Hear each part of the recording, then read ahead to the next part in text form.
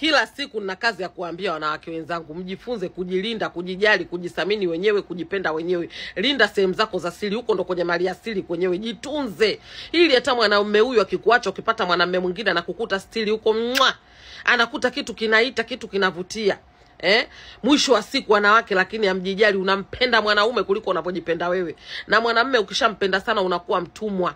Ndio mnapokuja kuomba huko nyuma mnazibuliwa huko mitalo. Sasa hivi kila mwanamke anatembea na kizibo matakoni. Kila mwanamke anatembea na kizibo kinaziba pale kwenye tundu ndo apate kutembea.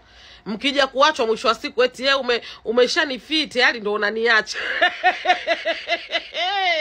Ushanitatua malinda yangu, ushaniharibu, ushanizibua huko nyuma kushakuwa bwawa ndo unaniacha. Akikujibu nilikushikia kisu, nilikushikia panga, nilikushikia bastola. Si umetaka mwenyewe, kwani nilivokopona kufanya ulikopo uoni? Utajibu nini wewe hapo ulipo? Mtoto wa kike, mambo yale alikopo enzi hizo, watu washajengewa magorofa huko Kariakoo. Watu washapata midhahabu, miseti ya dhahabu, watu wamepata mali enzi hizo.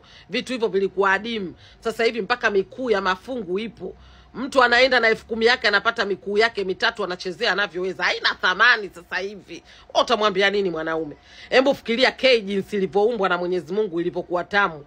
Mtu anakataa huku kwenyewe, anataka huko nyuma kunapotoka kinyesi. Huko nyuma kunapotoka harufu. Huyo mwanaume shetani huyo. Na mara nyingi wanaume wanaofanya hivyo na wao wanakupa wanaume zao wanawashughulikia wanawafanya. Mwanaume ambaye hana michezo hiyo hawezi kutaka huko. Mwanaume ukiona anataka huo mchezo na yeye ana mwanaume wake, wewe mchunguze mwanamume wako kuanzia leo hii. Na yeye ana mwanaume wake tayari kashampiga huko mbupu, tayari kashamchanganya akili.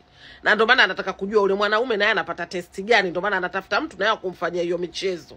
Kudadadeki. Wanawake, hebu jipendeni kwanza. Jifunze kujipenda wewe kwanza kabla ya kumpenda mwanaume kiasi kama hicho. Jitunze, jithamini wanaume.